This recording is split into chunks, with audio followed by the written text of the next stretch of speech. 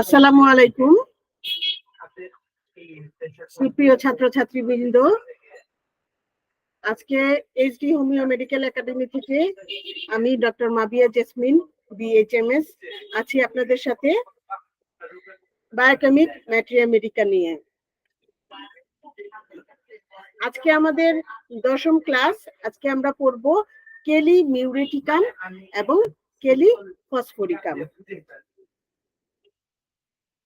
কেলি মিউরেটিকাম আপনারা জানেন biochemic materia মেডিকায় মোট 12টা মেডিসিন আছে। এই 12টি মেডিসিনের মধ্যে কেলি মিউরেটিকাম একটি অন্যতম মেডিসিন। সাধারণত যদি এক কথায় বলতে চাই তাহলে কেলি মিউকে আমরা চিনব প্রদাহের দ্বিতীয় অবস্থায়। যখন একটা প্রদাহ জাতীয় রোগ শুরু হয়, যে কোনো জায়গার প্রদাহ হোক, সেটা মানে আমরা ইংলিশে ইনফেকশন বলি। ইনফেকশন বললে আপনারা বেশি বুঝতে পারবেন অনেকেই। ইনফেকশনটা যখন শুরু হয় প্রথম অবস্থায় আসবে ফেরামফস, এবং ইনফেকশনের যখন দ্বিতীয় অবস্থা চলে আসে তখন আসবে কেলিমিউ, এবং যখন তৃতীয় অবস্থা যায় তখন আসবে ক্যালকেরিয়া সালফ। আমরা গত ক্লাসে ক্যালকেরিয়া সালফ পড়েছিলাম, আপনাদের অবশ্যই হয়তো মনে আছে। তো তৃতীয় অবস্থায় আসবে ক্যালকেরিয়া সালফ, কিন্তু আজকে আমরা পড়ছি কেলিমিউর। কেলিমিউর হচ্ছে আমাদের প্রাদাহিক পীড়ার দ্বিতীয় অবস্থা। যখন কোনো জায়গায় ফুলে যাবে আর এর থেকে নিঃসৃত স্রাবটা যখন গাঢ় সাদা অথবা হলুদ টাইপের কালার হবে, আঠালো হবে এবং শৈত্রিক পদার্থযুক্ত, মানে যেটা আঠালো সেটাই, তখন আমরা কেলিমিউর ব্যবহার করব। এবং কেলিমিউর এর বিশেষত্ব হচ্ছে এর জিহ্বা। কেলিমিউরের রোগীর জিহ্বা থাকবে সাদা অথবা পাংশু বর্ণের ময়লা আবৃত। ধূসর বর্ণের হতে পারে অথবা সম্পূর্ণ সাদা ময়লা আবৃত জিহ্বা থাকবে, কারণ কেলিমিউরে হজমের সমস্যাও থাকে। আচ্ছা, মস্তিষ্কের ঝিল্লি প্রদাহ, যেটা আমরা মেনিনজাইটিস বলি, কিংবা মস্তিষ্কে যখন পানি জমে যায় তখন আমরা কেলিমিউর ব্যবহার করব দ্বিতীয় অবস্থাতে। ঠিক আছে, যখন প্রদাহের প্রথম অবস্থায় যদি আমরা ফেরামফসের সাথে কেলিমিউর দিতে পারি, তবে অবশ্যই এই পীড়া দ্বিতীয় অবস্থায় যাবে না, তার আগেই আরোগ্য হয়ে যাবে। চোখের রোগেও আমরা কেলিমিউর দিতে পারি যদি দ্বিতীয় অবস্থা হয়, সে তো মানে সাদা এবং আঠালো স্রাব যদি থাকে। এছাড়া কোমল ছানি বা আঘাতবশত ছানিতে এই ঔষধটি উৎকৃষ্ট। এটা আমরা মনে রাখবো, যদি যখন ছানি পড়া শুরু হয় তখন সেটা কোমল ছানি বলতে পাতলা পাতলা বোঝাচ্ছে, সেই ছানিটা পাতলা একটা লেয়ার থাকে চোখের সামনে, তখন আমরা কেলিমিউর ইউজ করবো। যখন এটা আস্তে আস্তে কঠিন হয়ে যাবে তখন ক্যালকেরিয়া ফ্লোর আসবে। আচ্ছা, তারপর আমরা যাই কানের ব্যথায়। কানের ব্যথায় যখন কর্ণমূল স্ফীত বা মাম্পস রোগটি হয়, এটা আসলে কানের সাথে সম্পর্কযুক্ত না, কানের নিচে যেই গ্ল্যান্ডটা থাকে সেটা ফুলে যায়, মাম্পস হয়, তখন আমরা কেলিমিউর ব্যবহার করব।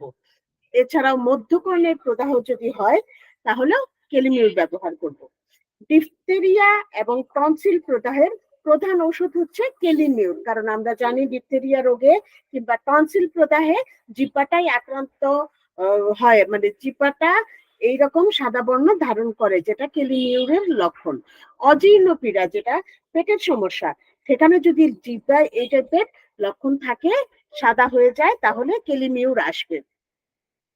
এছাড়াও তৈলাক্ত দ্রব্য, গুরুপাক খাবার কেলিমিউরের রোগীর কখনোই সহ্য হয় না। এরপর আসি আমরা যকৃতের পীড়া। লিভার যদি কোনো কারণে ইনফেকশন হয় লিভারে, তাহলে সেই ইনফেকশনের দ্বিতীয় অবস্থায় কেলিমিউর আসবে। এর সাথে জন্ডিস হতে পারে, আবার নাও হতে পারে। কেলিমিউরের রোগীর কখনো গুরুপাক দ্রব্য কিংবা তৈলাক্ত খাবার হজম হয় না, তাদের উদারাময় হয়। পিত্তস্রাবের যদি কোনো সমস্যা থাকে এবং সে কারণে যদি আমরা দেখি জিহ্বা সাদাটে হয়ে গিয়েছে, তাহলে কেলিমিউর আসবে। এছাড়াও যে কোনো রোগের সাথে যদি কালো রক্ত বমি হয় অথবা গাঢ় সাদা শ্লেষ্মা বমি হয়, তবে কেলিমিউর উপযুক্ত। মনে রাখতে হবে, যে কোনো রোগই হোক, তার সাথে যদি চাপ চাপ কালো রক্ত বমি হয় অথবা গাঢ় সাদা শ্লেষ্মা বমি হয়, তবে কেলিমিউর উপযুক্ত, এবং সাথে অবশ্যই জিহ্বার যে বিশেষত্ব লক্ষণটি সেটি থাকবে। এছাড়াও আমরা কেলিমিউর ব্যবহার করতে পারি গুড়াকৃমিতে। গ্রন্থিপীড়ার যে পর্যন্ত গ্রন্থিসমূহ পাথরের মতো কঠিন না হয়ে যায়, একটা গ্রন্থি যখন প্রদাহ হয় তখন একদম প্রথম অবস্থায় ফেরাম্পস, দ্বিতীয় অবস্থায় কেলিমিউর, কিন্তু এটা যদি পাথরের মতো শক্ত হয়ে যায় তাহলে আমরা ক্যালকেরিয়া ফ্লোরে চলে যাব, আর এই শক্ত হয়ে যাওয়ার আগ পর্যন্ত কেলিমিউর থাকবে। সুতিকা জ্বর ও দুগ্ধ জ্বরের প্রধান ওষুধ হচ্ছে কেলিমিউর। প্রসবের পর, আফটার ডেলিভারি, ফেরাম্পস এবং কেলিমিউর আসবেই। যদি সুতিকা জ্বর ও দুগ্ধ জ্বর সবারই হয় এই টাইমে নর্মাল, তো সেক্ষেত্রে আমরা কেলিমিউর ইউজ করব। স্ফোটক, ব্রণ, কার্বঙ্কর, ইরিসিপেলাস, আঙ্গুলহারা, এগুলি সাধারণত প্রাদেহিক পীড়া, যেগুলি ইনফেকশন আর কি। হ্যাঁ, এইগুলো এইসব রোগে প্রদাহিত স্থানে রস জমে স্ফীত হয়, তখন আমরা কেলিমিউর ব্যবহার করব। ক্রুপ-কাশ ও হুপিং কাশের প্রধান ঔষধ কেলিমিউর। ঠিক আছে, প্রথম যখন সর্দি ঠান্ডা লাগে তখন কিন্তু ক্রুপ-কাশ কিংবা হুপিং কাশ হয় না। হুপিং কাশ, ক্রুপ-কাশ এগুলি হচ্ছে ফুসফুসে যখন শ্লেষ্মাগুলি জমে যায়, তো সেটা দ্বিতীয় অবস্থা, এবং এটার ঔষধ কেলিমিউর। হৃৎপিণ্ডের আবরক ঝিল্লি প্রদাহের দ্বিতীয় অবস্থা। টিকার কুফল, এটা মনে রাখতে হবে, টিকার যে কোনো টিকার কুফল, আজকাল কিন্তু করোনা টিকার বেশ কুফল আমরা দেখতে পাচ্ছি।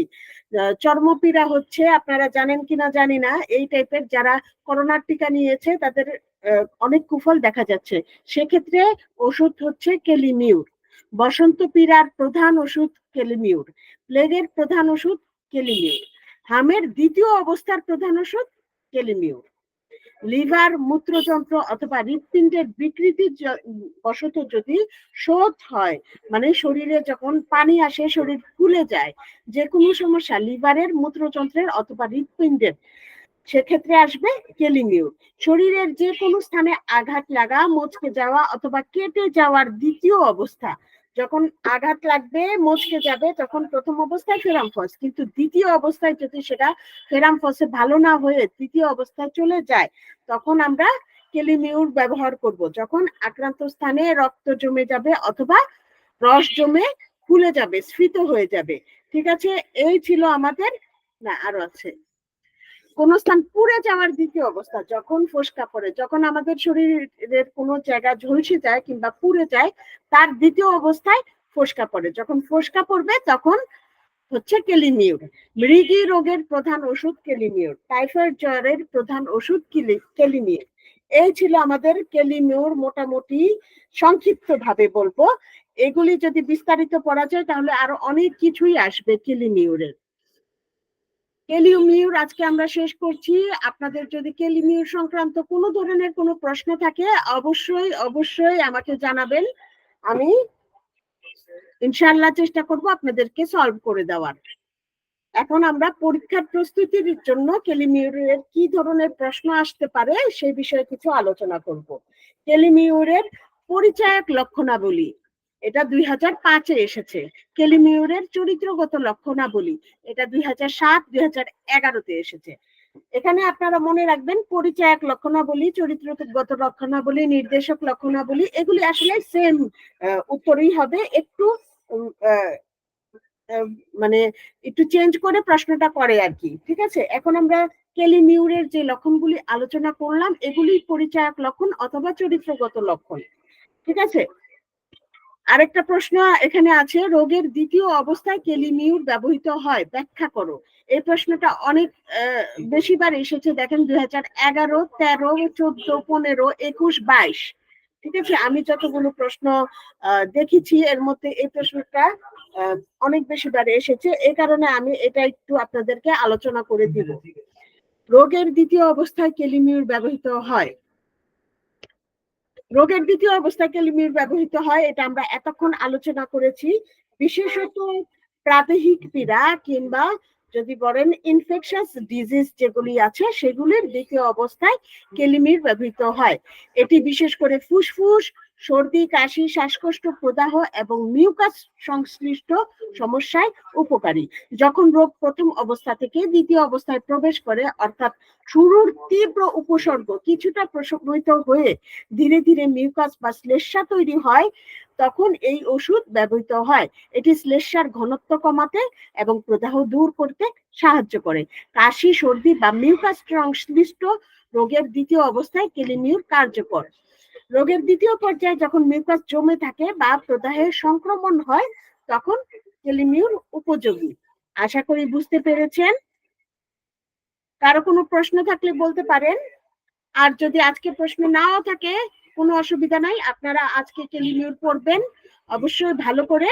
তারপরে এর থেকে যদি কোনো প্রশ্ন থাকে আমাকে পরবর্তী ক্লাসে বলবেন কিংবা আমাদের গ্রুপে লিখে দিতে পারেন, তাহলে আমি প্রস্তুতি নিয়ে আসবো, পরবর্তী ক্লাসে সেটা আলোচনা করে দিব।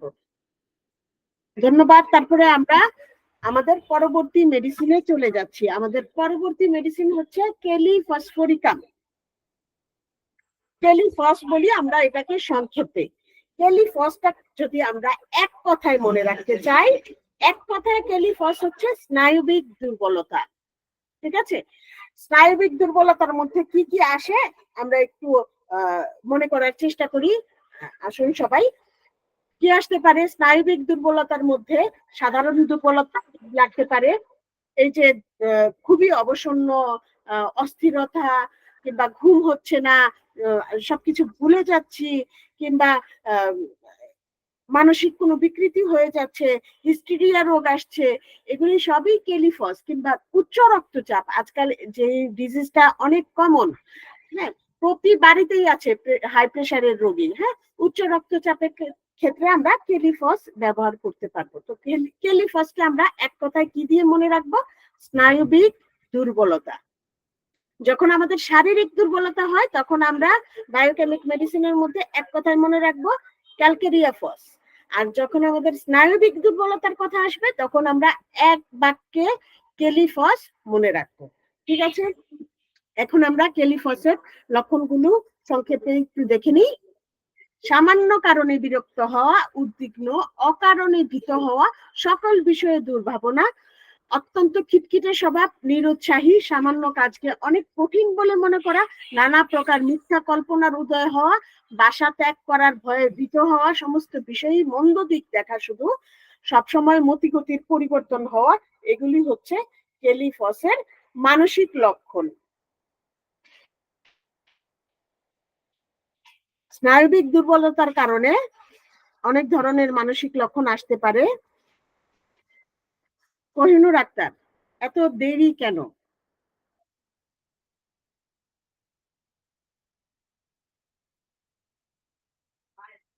জয়েন করেছেন আপনি অনেক দেরিতে, কথা বলছেন না। আচ্ছা ঠিক আছে, আমরা আমাদের পড়ায় চলে যাই।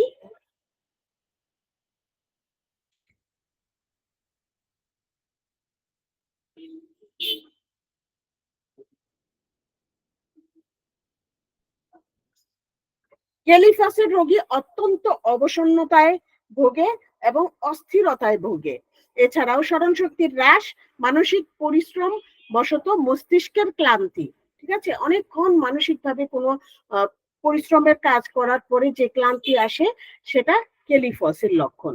সংজ্ঞাহীনতা, বিড়বিড় করে অথবা উচ্চ স্বরে প্রলাপ বকে। যে কোনো রোগে যদি এই সংজ্ঞাহীনতা চলে আসে কিংবা প্রলাপ বকা চলে আসে, সেটা বিড়বিড় করেই হোক উচ্চ স্বরেই হোক, সেখানে আমরা ক্যালিফস ব্যবহার করব।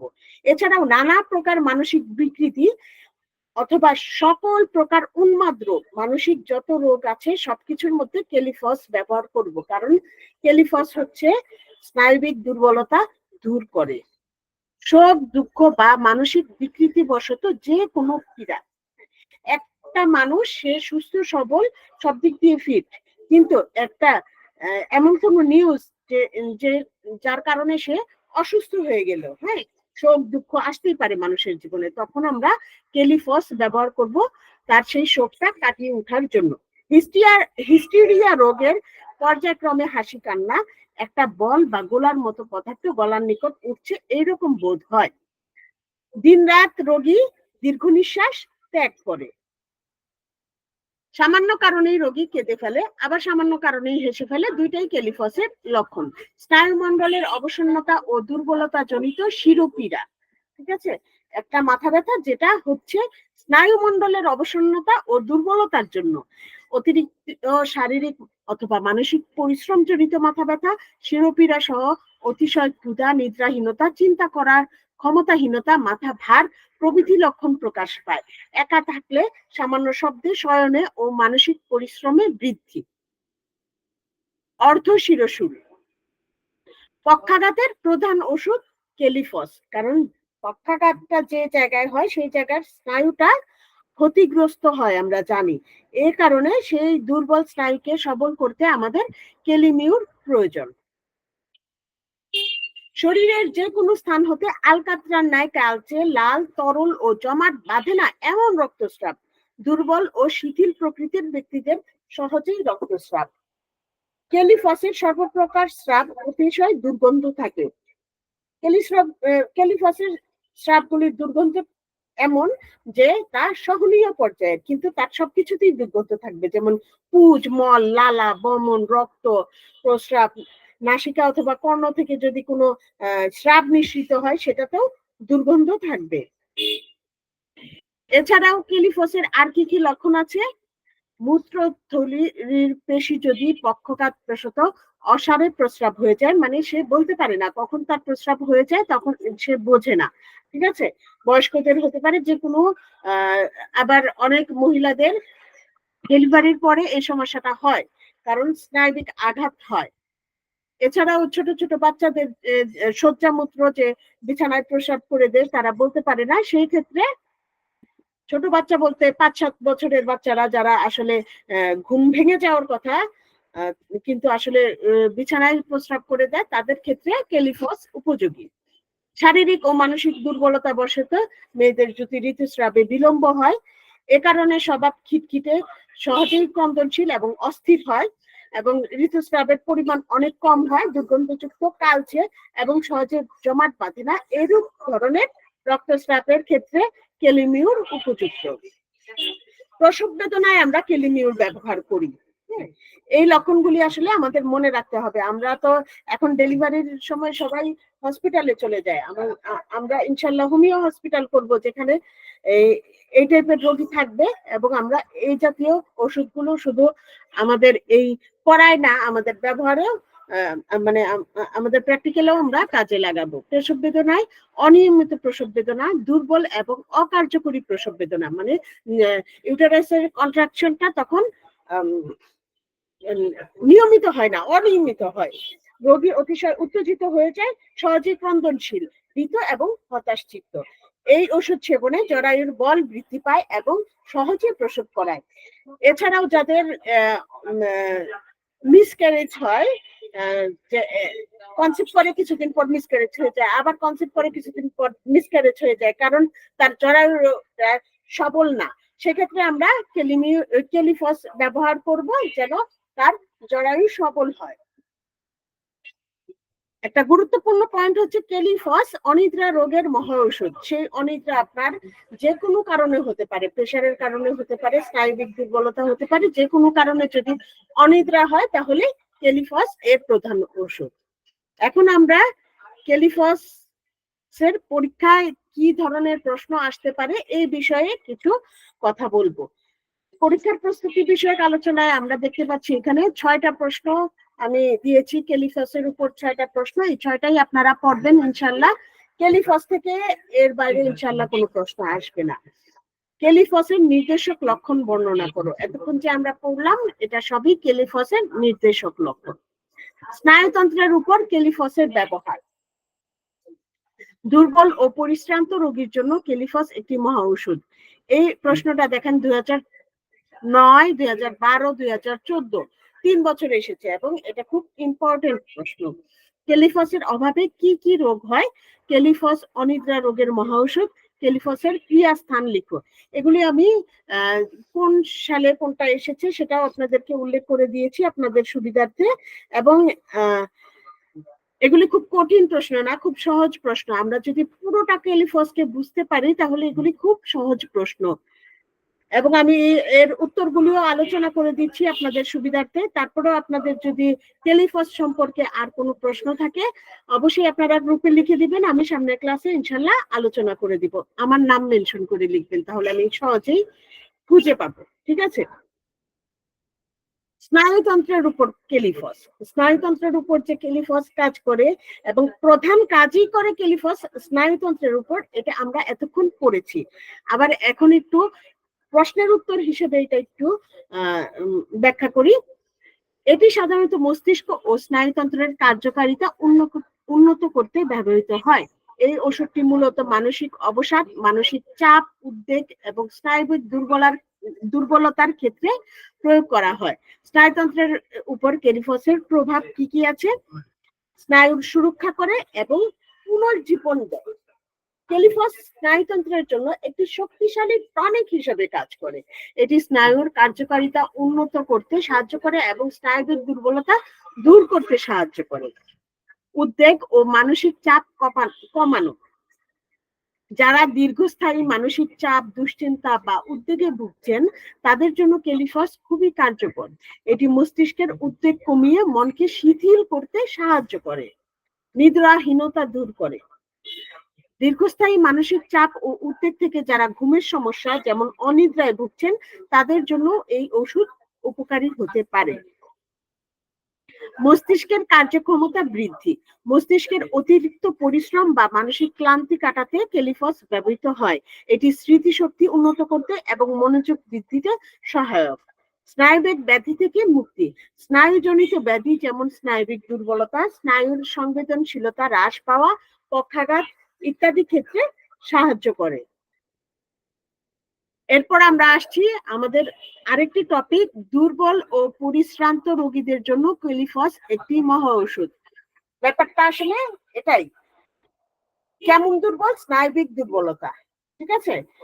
এই কথাটাই ঘুরিয়ে ঘুরিয়ে দেওয়া আর কি। তো এই প্রশ্নটা যদি এইভাবে ঘুরিয়ে আসে তাহলে আমরা কিভাবে উত্তর করতে পারি একটা ধারণা আমি আপনাদেরকে দিয়ে দিচ্ছি।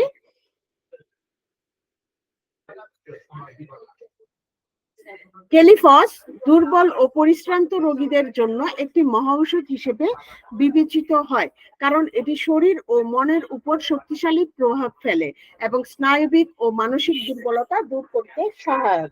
নিম্নে এর কিছু ব্যাখ্যা দেওয়া হলো। স্নায়ুবিক শক্তি বৃদ্ধি। দীর্ঘদিন ধরে যারা মানসিক চাপ, উদ্বেগ ও দুশ্চিন্তার কারণে স্নায়ুবিক দুর্বলতায় ভুগছেন তাদের জন্য কেলিফস একটি অত্যন্ত কার্যকরী ওষুধ। এটি স্নায়ুর কার্যকারিতা উন্নত করে এবং মস্তিষ্ককে পুনরুজ্জীবিত করতে সহায়তা করে।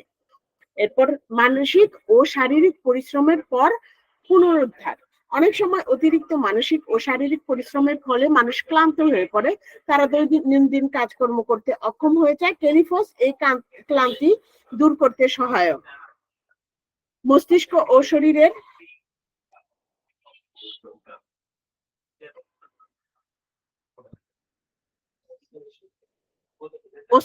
শরীরের শক্তি পুনরুদ্ধার করে এবং কাজ করার ক্ষমতাকে বাড়ায়। মানসিক চাপ ও উদ্বেগ দূর করে। যারা দীর্ঘস্থায়ী মানসিক চাপ ও উদ্বেগে ভুগছেন তারা ধীরে ধীরে মানসিক শক্তি হারিয়ে ফেলতে পারেন। কেলিফস মস্তিষ্কের স্নায়ুবিক উত্তেজনা কমিয়ে মনকে শান্ত করে এবং উদ্বেগ দূর করতে সহায়তা করে। এছাড়া কেলিফস হচ্ছে অনিদ্রার মহা ঔষধ। আমরা জানি স্মৃতিশক্তি ও মনোযোগ বৃদ্ধিতে সহায়ক। জীবনী শক্তিকে পুনরুদ্ধার করে কেলিফস। দীর্ঘস্থায়ী অসুস্থতা, যে কোনো ধরনের অসুস্থতাতে যদি দীর্ঘদিন কেউ ভোগে তার জীবনী শক্তিটা দুর্বল হয়ে যায়, তখন আমরা কেলিফস ব্যবহার করতে পারি তার জীবনী শক্তি পুনরুদ্ধারের জন্য। সুতরাং কেলিফস দুর্বল ও পরিশ্রান্ত রোগীদের জন্য একটি মহাঔষধ হিসেবে বিবেচিত হয়, কারণ এটি শুধু শারীরিক দুর্বলতা নয়, মানসিক দুর্বলতা ও ক্লান্তিও দূর করতে সাহায্য করে, ফলে রোগীকে পুনরায় কর্মক্ষম করে তোলে। এরপর আমরা আসবো আমাদের নেক্সট কোশ্চেন, ক্যালিফসের অভাবে কি কি রোগ হয়?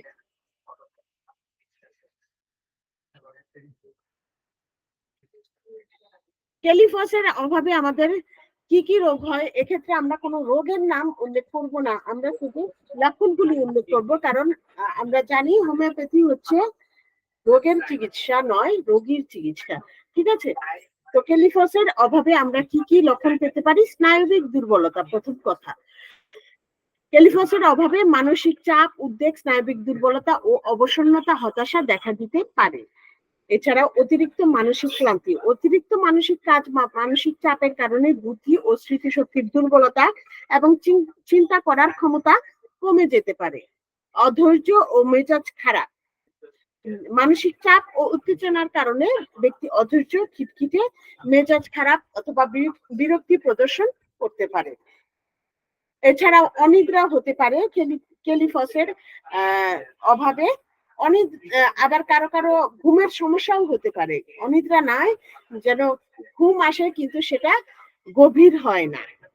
শারীরিক ক্লান্তি ও দুর্বলতা অনুভব করতে পারে। হজম শক্তির সমস্যা হতে পারে। ঘুমের অভাবে শারীরিক ক্লান্তি অথবা দুর্বলতা এবং হজম জনিত সমস্যা দুটোই হতে পারে।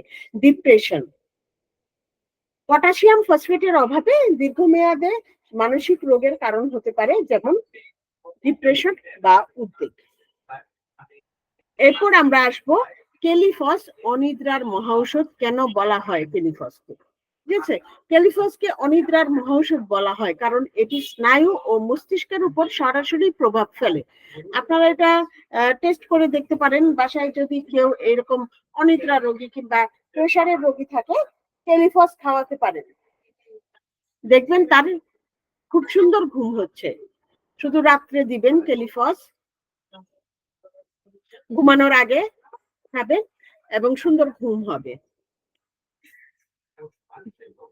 ক্যালিফস কেন অনিদ্রার মহাঔষধ? এর কারণগুলি হলো মানসিক ক্লান্তি ও উদ্বেগ কমানো।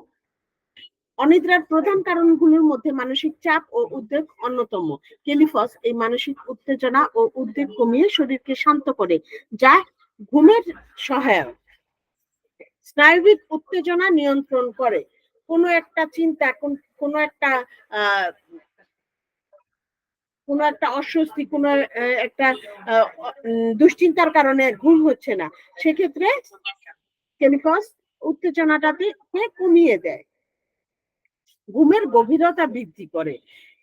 ক্যালিফস শুধু ঘুম আসতে সাহায্য করে তা না, ঘুমের গভীরতাও বৃদ্ধি করে।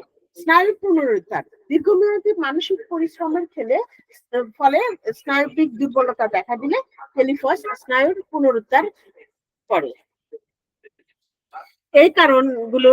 এই কারণগুলোর জন্য ক্যালিফসকে স্নায়বিক বা মানসিক চাপ থেকে উদ্ভূত অনিদ্রার ক্ষেত্রে একটি কার্যকরী মহাঔষধ বলা হয়ে থাকে। এরপর আমরা পড়বো ক্যালিফসের ক্রিয়াস্থল। কোথায় কোথায় ক্যালিফস কাজ করে? মানব দেহের বেশ কয়েকটি গুরুত্বপূর্ণ অঙ্গ প্রত্যঙ্গ এবং সিস্টেমের উপর কার্যকর প্রভাব ফেলে ক্যালিফস। এগুলো হলো, প্রথম স্নায়ুতন্ত্র, তারপর মস্তিষ্ক, পেশি এবং পেশির স্নায়ু, হৃৎপিণ্ড, হজমতন্ত্র, প্রজননতন্ত্র, এগুলোর উপরে ক্যালিফস কাজ করে। একটু যদি ব্যাখ্যা করে লিখে দেন তাহলে মার্কসটা আরো ভালো আসবে। স্নায়ুতন্ত্র, স্নায়বিক দুর্বলতা, মানসিক অবসাদ এবং স্নায়ুর উত্তেজনা প্রশমিত করতে সাহায্য করে। মানসিক ক্লান্তি, অবসাদ এবং উত্তেজনিত সমস্যা নিয়ন্ত্রণে রাখে। মস্তিষ্ক, মানসিক চাপ, উদ্বেগ, অতিরিক্ত চিন্তা বা মানসিক কাজের কারণে মস্তিষ্কের উপর যে চাপ পড়ে তা কমাতে সাহায্য করে। স্মৃতিশক্তির দুর্বলতা, মনোযোগের অভাব এবং মানসিক স্থিরতা আনার ক্ষেত্রে কার্যকর।